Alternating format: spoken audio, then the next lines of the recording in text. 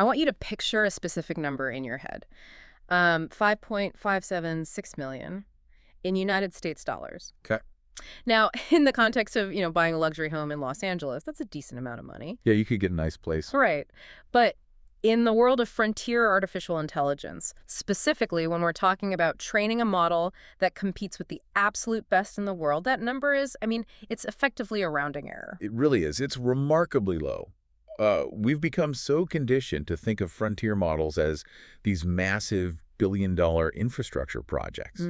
We think of, huge clusters of 100,000 GPUs running for months, burning enough electricity to power a medium-sized city. Exactly. The narrative for the last couple of years has just been bigger is better and more money equals more intelligence. And then DeepSeek-V3 drops. Yeah. It rivals GPT-4. It goes toe-to-toe with Claude 3.5 Sonnet on the benchmarks.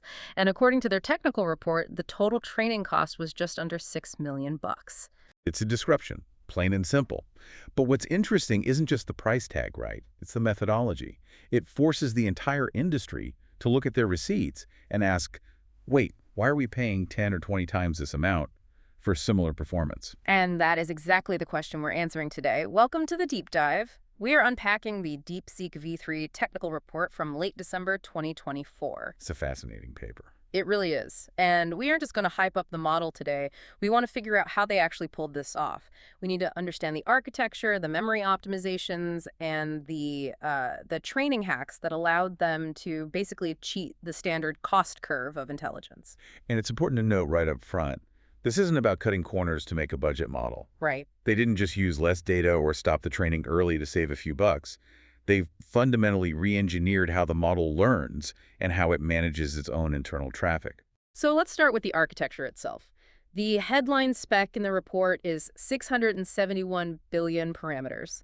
And when I see that number, I immediately think, okay, massive, slow, and very expensive. Yeah, it is huge. And if this were a traditional dense model like the early GPTs or even the larger Llama models, every time you asked it a question, every single one of those 671 billion parameters would have to activate to generate the answer. Which is computationally exhausting. Exactly. It takes a ton of juice. But V3 doesn't run like that. No, it doesn't. DeepSeek-V3 is a mixture of experts model, or MoE. We've touched on this concept in previous deep dives, but the implementation here is really distinct. The basic idea of MoE is that you don't use the whole brain for every task. You have specialized subnetworks, which we call experts. So just as a quick refresher for everyone, if I ask for a Python script, the coding expert activates. If I ask for a recipe, the culinary expert takes over. Broadly speaking, yes. A router mechanism decides which experts are best suited for the incoming token. But DeepSeek uses what they call DeepSeek-Moe. It's a much finer-grained approach. Finer-grained how? Instead of having a handful of massive experts, they break the model down into many, many small ones. Let's look at the specific numbers from the report. They have 256 routed experts. Correct. But here's the key efficiency stat. For any given token, the router only selects 8 of them to be active. 8 out of 256. So out of the 671 billion parameters sitting on the hard drive, Only about 37 billion are actually doing the work for each word generated. that is a massive disconnect. You have the total knowledge capacity of a 600+ billion parameter model, but the running costs, the speed, and the electricity of a 37 billion parameter model. Exactly. That's the first major layer of cost savings. And then they add a structural twist called shared experts. How are those different from the routed ones? Well, in a standard MoE, every expert is specialized. But the DeepSeek researchers realized that certain knowledge is universal, Like what? like basic syntax, grammar, the fundamental structure of language. That applies whether you're writing code or poetry. So they isolated these shared experts that are always active. Oh, I see. They handle the foundational stuff, so the 256 routed experts can focus entirely on the niche nuances. Precisely. It prevents the specialized experts from wasting their capacity relearning the basics over and over. But, and this is a significant technical hurdle, MoE architectures usually come with a major downside. It's a phenomenon called routing collapse. Routing collapse? That sounds catastrophic. It's definitely a headache for researchers. Yeah.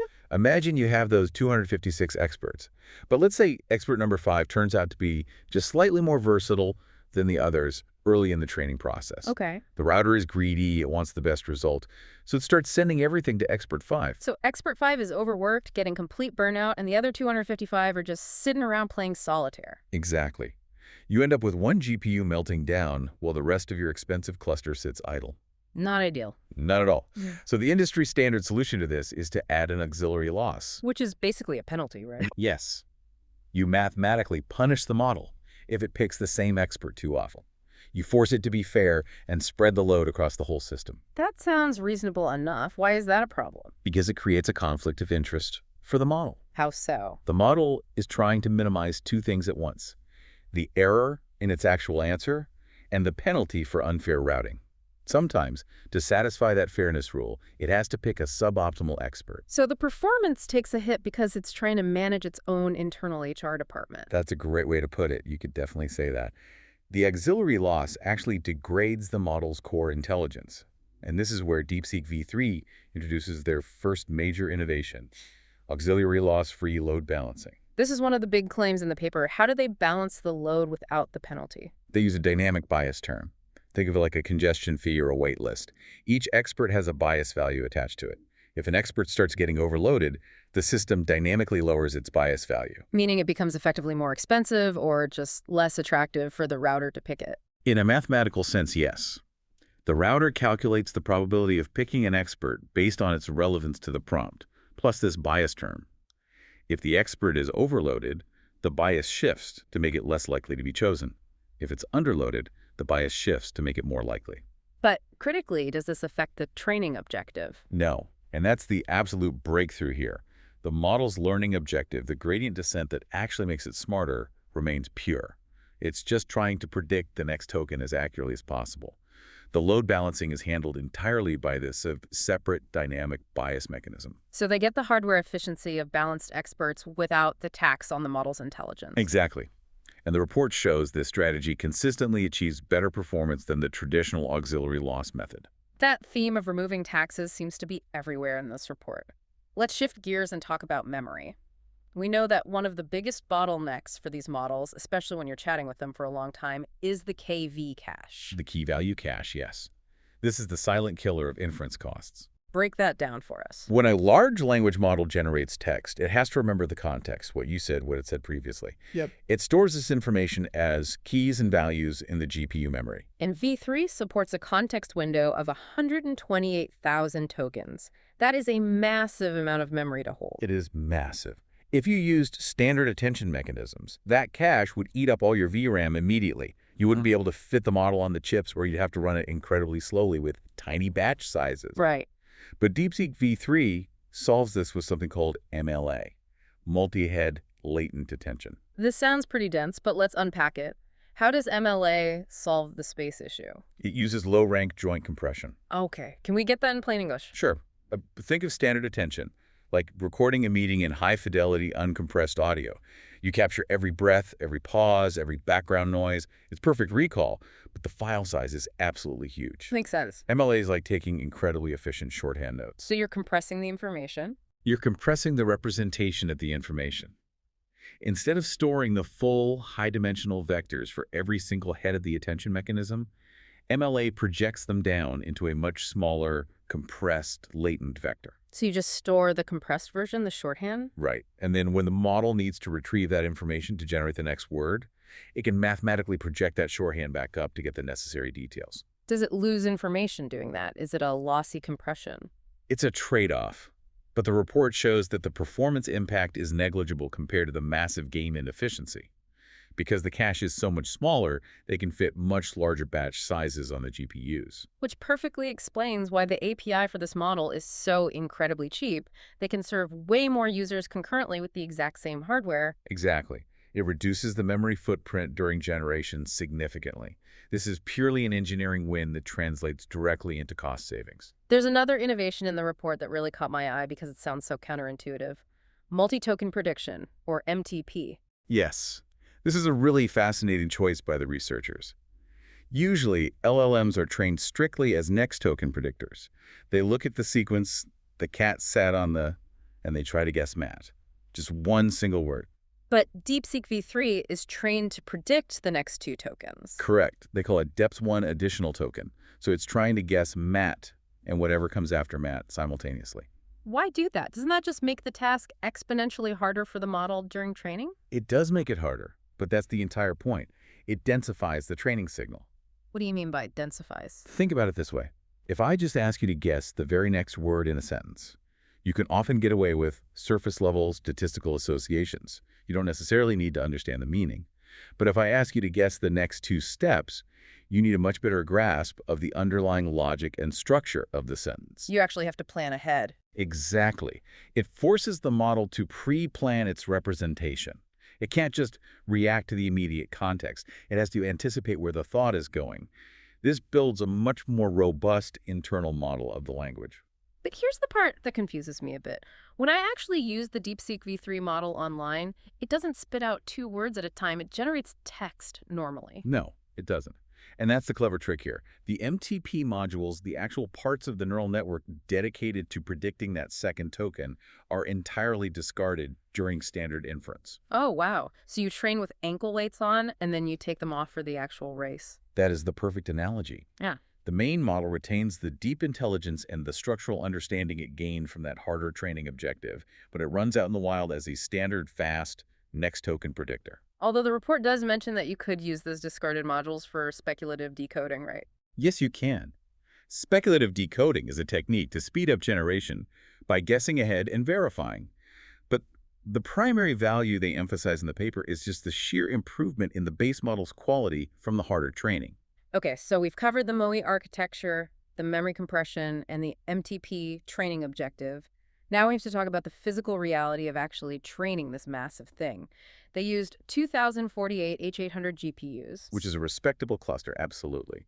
But by modern frontier standards, it's not huge at all. Meta and Microsoft are building clusters with 100,000 GPUs right now. Right, it's a fraction of the size. So DeepSeek had to be incredibly efficient with the hardware they actually had available. And a big part of that efficiency came from FP8 training. Floating point 8, yes. This is where we get into the slightly dangerous waters of mathematical precision. Standard AI training usually happens at 16-bit or mixed precision. Moving down to 8-bit makes the math much faster, and it cuts the memory usage exactly in half. But 8-bit numbers have a very limited range, don't they? Extremely limited. You lose a lot of precision. And the biggest risk is outliers. Outliers like really big numbers. Exactly. In a neural network, sometimes a neuron fires a really big activation value. In 16-bit math, that fits fine. In 8-bit, that number might overflow, meaning it's literally too big for the format or it just gets clipped. And if that happens, the error ripples through the whole network and the training run crashes. Precisely. You get these massive loss spikes. To make FP8 work without crashing, DeepSeek used something called fine-grained quantization. How fine-grained are we talking here? Well, instead of setting one single scale for an entire tensor or a whole layer of the network, they break the data down into tiny little tiles or blocks, specifically 1 by 128 elements. And they scale each little tile individually. So if one number spikes really high, it only affects its little 128 element neighborhood, not the whole layer. Correct. It contains the blast radius of those outliers. And on top of that, they increase the precision for the accumulation part of the calculation. Accumulation. The actual adding up of all the multiplied results in the GPU cores. They did that at higher precision to ensure the small errors didn't compound over time. So they get the blistering speed of 8-bit math, but the stability of higher precision. Yes, and it allowed them to run almost the entire training pipeline in FP8. That is a massive factor in keeping that cost down to $5.5 million. They also mention a custom algorithm called DualPipe for connecting all these GPUs together. This addresses the communication bottleneck. Yeah. When you split a 671 billion parameter model across 2,000 GPUs, the chips spend a lot of time just talking to each other. Sending data back and forth. Right. Hey, I finished my part of the math. Here's the data. But while they are talking, they aren't computing. It's just dead air, wasted time on very expensive machines. Exactly. DualPipe is a pipeline parallelism algorithm that overlaps the computation and the communication. So the GPUs are essentially multitasking. Yes. It schedules the forward and backward passes of the training so that while the GPU is crunching numbers for one chunk of data, it is simultaneously transmitting the data for the next chunk over the network. The report claims this achieves near zero communication overhead. Near zero. That's incredible. And they also managed to avoid tensor parallelism entirely. I saw that highlighted as a big win in the report. That is a huge win. Tensor parallelism is the most expensive and demanding kind of parallelism because it requires splitting individual matrix multiplications across different chips. Sounds complicated. It is, and it requires massive, ultra-fast, very expensive bandwidth between the GPUs to work. By optimizing their memory with MLA and using this DualPipe approach, they just didn't need it. Which means they didn't need the absolute most expensive, lowest latency network interconnects in the world to make this cluster work? Exactly. Makes the whole system more robust and much easier to scale on slightly older or less specialized networking hardware. Okay, so we have the architecture with MoE, the memory with MLA, and the infrastructure with FP8 and DualPipe. But a model is only as good as the data it learns from. And there is a really interesting connection here to their other model, DeepSeek-R1. Yes, this is a crucial part of the story. DeepSeek-R1 is their reasoning model. It's similar to the OpenAI O1 series. It's designed to think before it answers, generating a long step-by-step chain of thought. But V3 is a base model. It doesn't do that long thinking pause when you prompt it. No, it doesn't. But it learned from the model that does. They used R1 as a teacher. A teacher. Yeah, they took the reasoning data generated by R1 where it shows all its work, step by step to solve a problem. They verified those answers were correct, and then fed that high-quality data directly into V3 during its training. So this is knowledge distillation. Precisely. It's like a student studying the professor's master answer key, including all the scratchpad notes in the margins. V3 internalized the reasoning patterns of R1 without needing the heavy computational overhead of generating that full chain of thought at runtime. Which totally explains why V3 scores so incredibly high on math and coding benchmarks. It does. It passed the Math 500 benchmark with scores that beat other major open-source models like Llama 3.1 405B. And keep in mind, Llama 3.1 is a dense model that is more than 10 times the active size of DeepSeek-V3. That really shows the power of high-quality distilled data. Now, there's one last acronym we need to cover in the post-training phase, and that's GRPO. Group Relative Policy Optimization. This is the algorithm they used for the reinforcement learning phase. Usually, reinforcement learning involves a critic model. Right? In standard RLHF, yes. Reinforcement learning from human feedback.